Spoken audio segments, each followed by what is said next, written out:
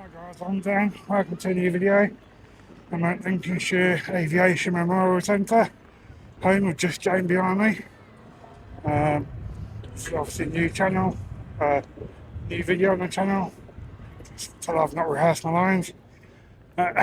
Obviously, we're here not just for Just Jane, we're obviously here for the various flying bits that are going to happen. So enjoy the video and don't forget to like and subscribe.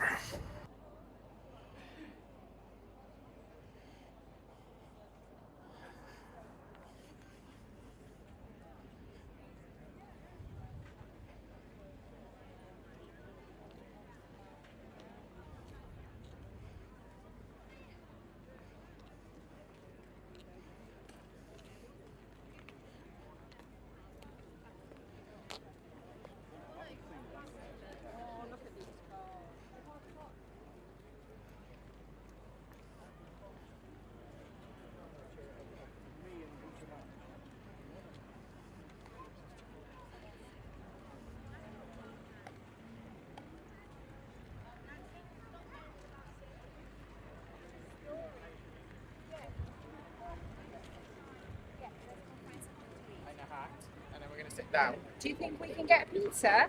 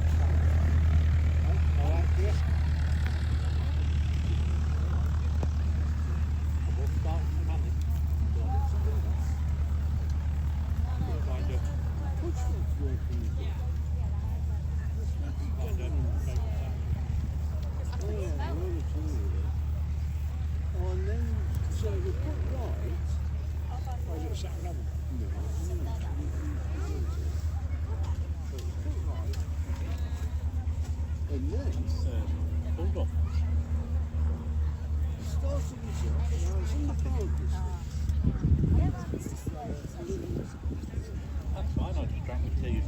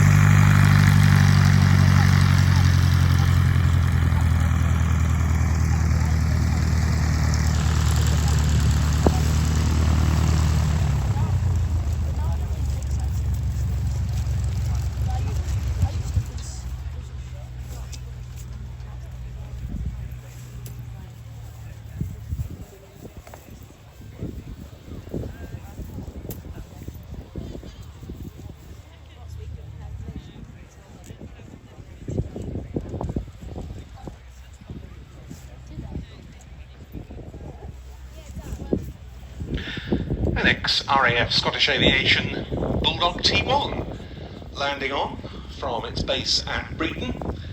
And I've just heard on the radio that the 2 Yak 52s of the Flying Comrades display team, making their second successive East Kirkby appearance, are now on frequency and will be joining us in the overhead fairly soon.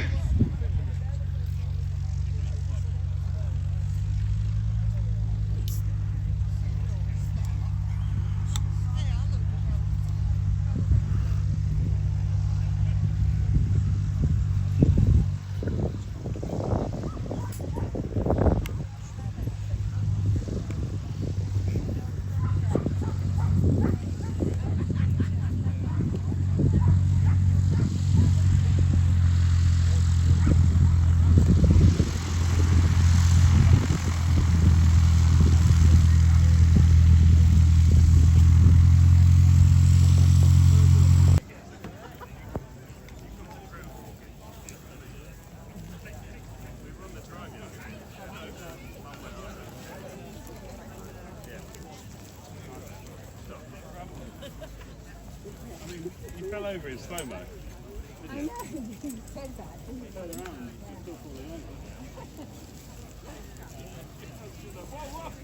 What's going on?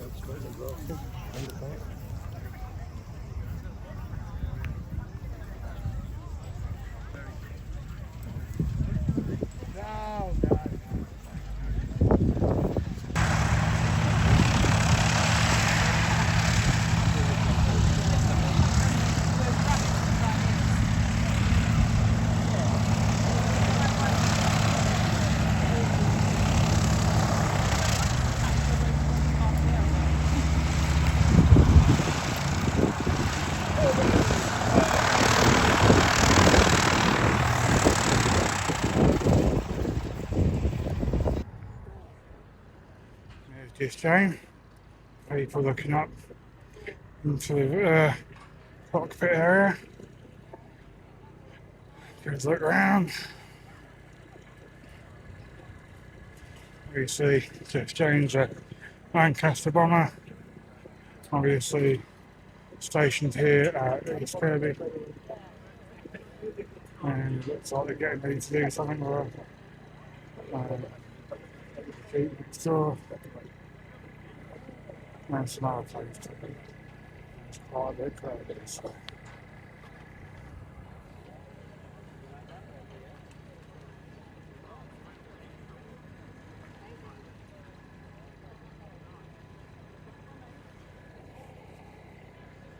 Stuff's being taken away.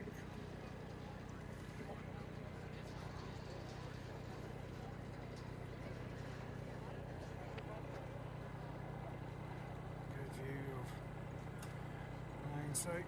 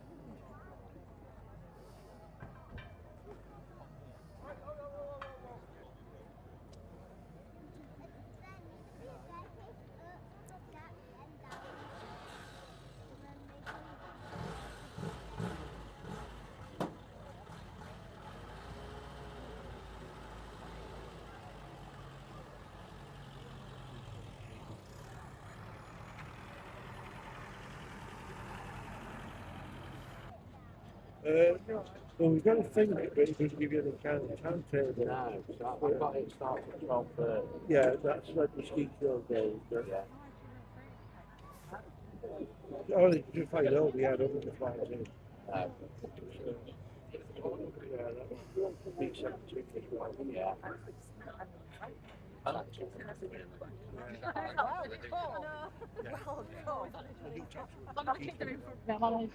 Mosquito. Yeah. No.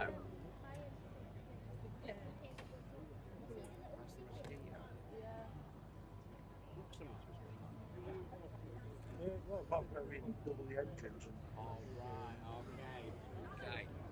Yeah. Made out of wood. Oh, is it? What, Mosquito? Yeah. Was that free? Was that free? Spitfire came in 36. Right. Came in 41. All right. Well, that a leg with historian. I know lots about rubbish. I should tell you. Yeah. Hey, you know what though? It's great for conversation. Not really good for pulling nerves. Yeah.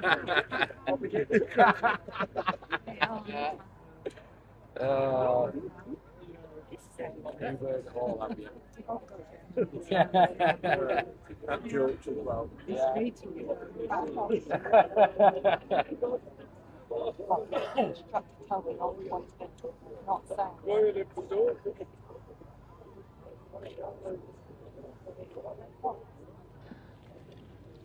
Good afternoon once again, everyone. Just 5 minutes to go before we get things underway with our display this afternoon. The pilot's briefing is complete, and so I've now got the running order as things stand for the flying at this year's East Kirkby Air Show. Apologies for talking over the startup of the Mosquito, which is our first item on the airfield, but I thought you might like the latest info on the schedule before the Mozzie gets underway. So, Mosquito taxi run to begin with. Then we've got the Spitfire 5 from Fighter Aviation Engineering. That'll be followed by the first Lancaster taxi run of the day. Then we've got some formation aerobatics from the two Yakovlev Yak-52s of the Flying Comrades. The always very welcome sight of B-17G Flying Fortress Sally B will be following that up at about 1:45. Then we've got the Sci Marchetti SF-260, the Aircraft Restoration Company's Westland Lysander, gyro air displays with the Calidus Auto Gyro, always such a spectacular display.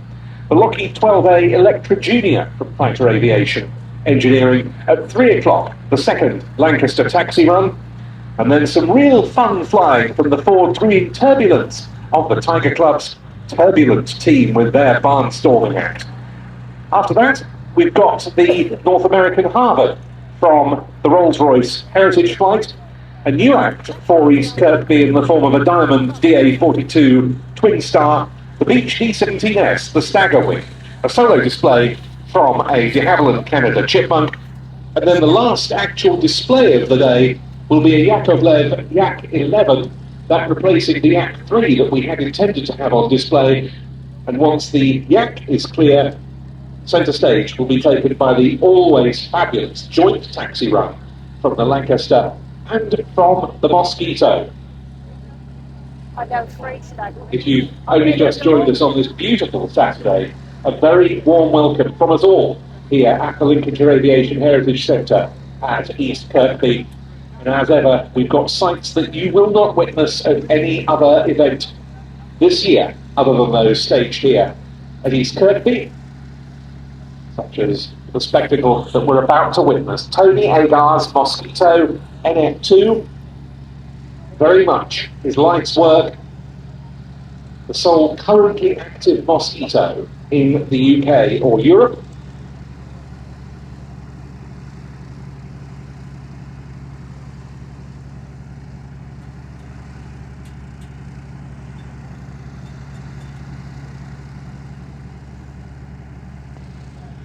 Former Battle of Britain Memorial Flight Bomber pilot Mike Chatterton at the helm of HJ711 as it gets underway to open the East Kirkby Air Show 2026.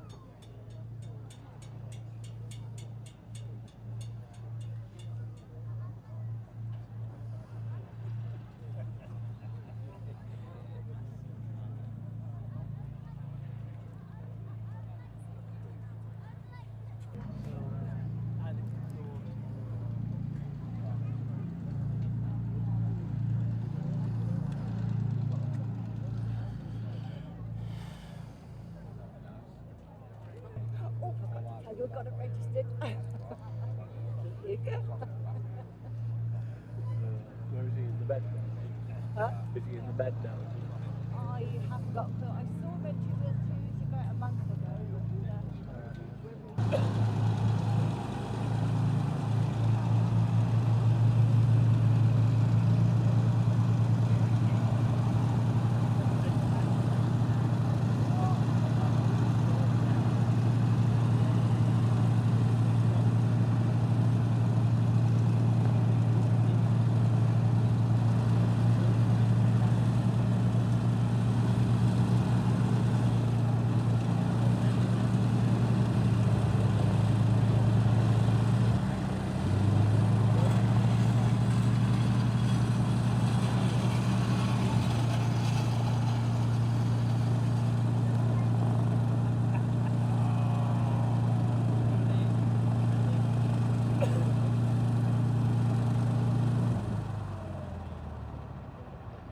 What a spectacle. Mike Chatterton at the helm of Tony Agar's Spitfire passed to a Royal Australian Air Force Squadron number 453, and it completed more than 100 operational sorties in all before a taxiing activity saw it being struck off charge.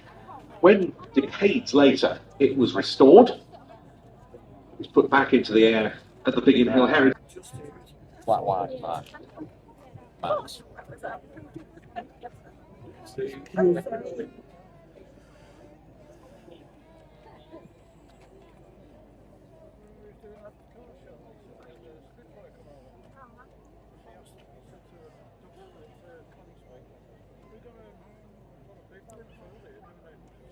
And so, look out to the right, our first flying display of the day, the Fighter Aviation Engineering Supermarine Spitfire LF-5C.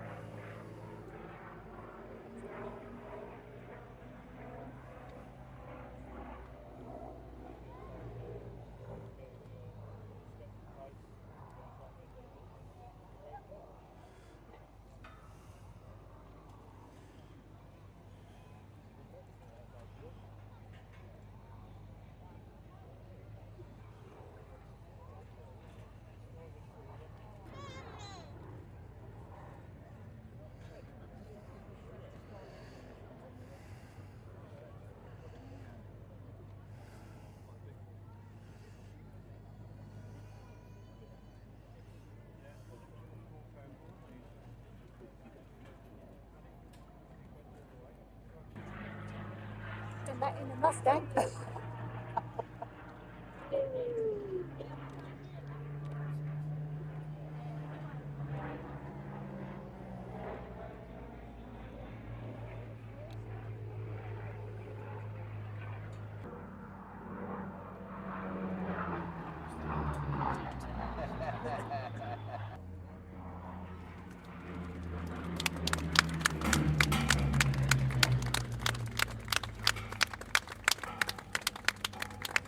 A lovely display.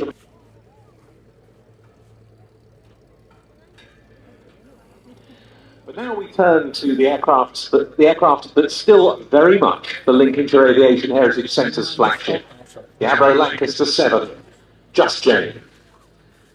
And with this aircraft, we go back to this aerodrome's wartime RAF Bomber Command history. East Kirkby was opened in late July 1943 as part of number 5 Group Bomber Command.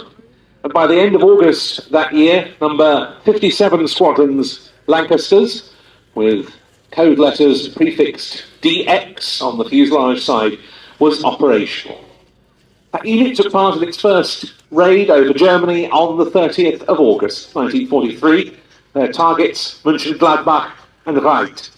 A number 630 Squadron, whose code letters were LE, joined it also on Lancasters that October.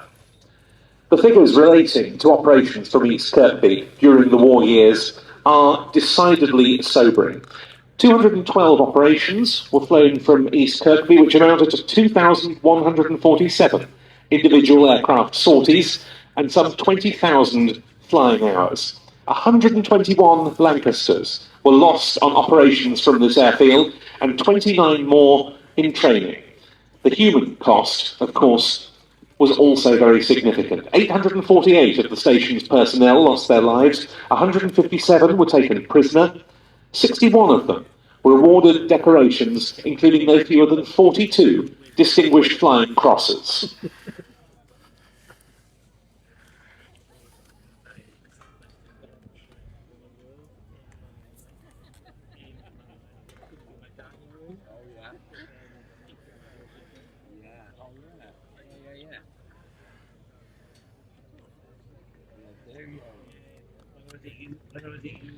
It was in relation to the RAF's other principal four-engined bomber of the Second World War, not forgetting, of course, the short Stirling. I'm talking about the Handley Page Halifax, through which the Panton family's connection came about.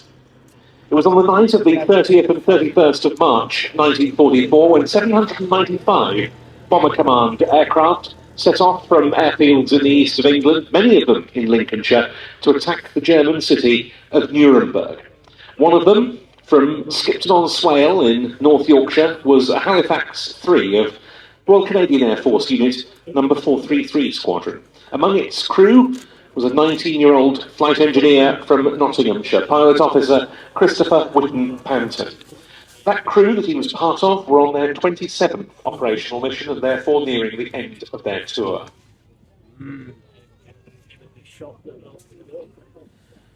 Sadly for them, they wouldn't reach that point. 95 of the RAF bombers that embarked on that raid were shot down. Their Halifax included, downed by a Luftwaffe Messerschmitt Bf-110 twin-engine night fighter, piloted by Lieutenant Wilhelm Zeuss, and it became Zeuss's 4th kill of the night. The loss of Christopher Whitten Panton came as a terrible blow to his family. But two of his brothers, Fred and Harold, decided they wanted to commemorate his memory.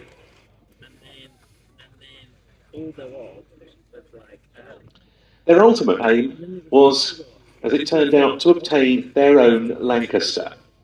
Well, it took very many years, but eventually they achieved it. Fred and Harold ran the family farm at Stickford, not far from here, and when Lancaster NX611, as I mentioned earlier, was sold off at the 1972 Blackpool Airport auction, they gained an agreement with its subsequent purchaser, Lord Lilford, to have first refusal on buying it for him whenever he decided to sell it. But where would they keep it? Well, In the early 1980s, the old airfield at East Kirkby was coming up for sale in several different plots.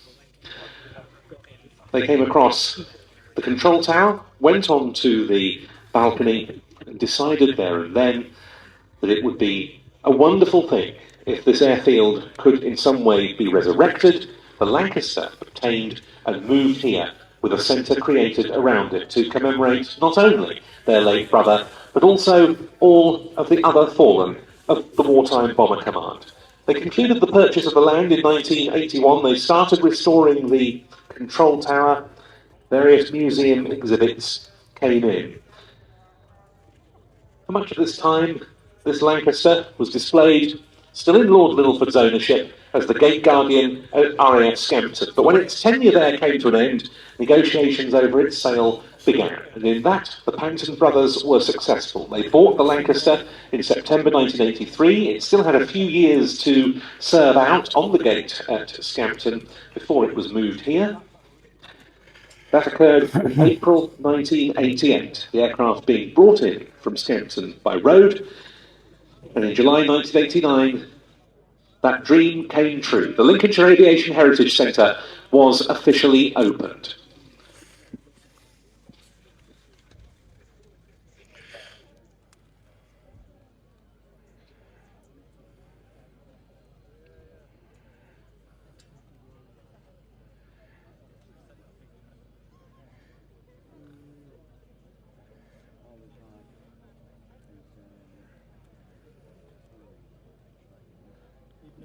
Of course, the next milestone was getting the aircraft up and running again.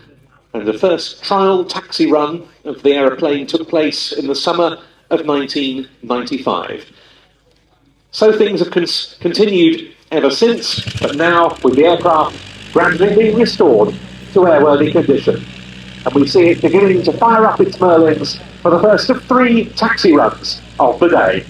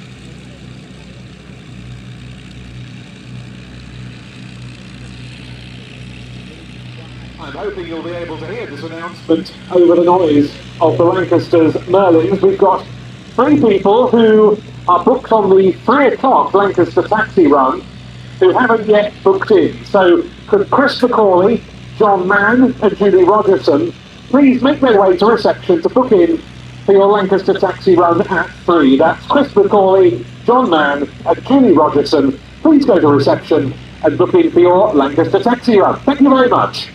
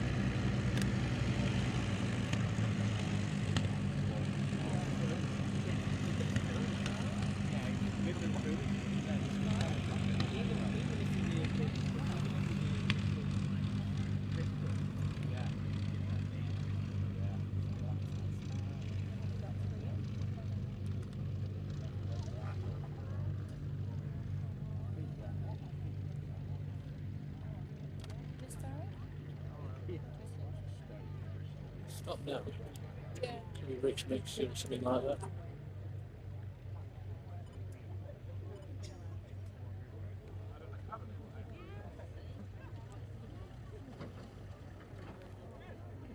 But it was,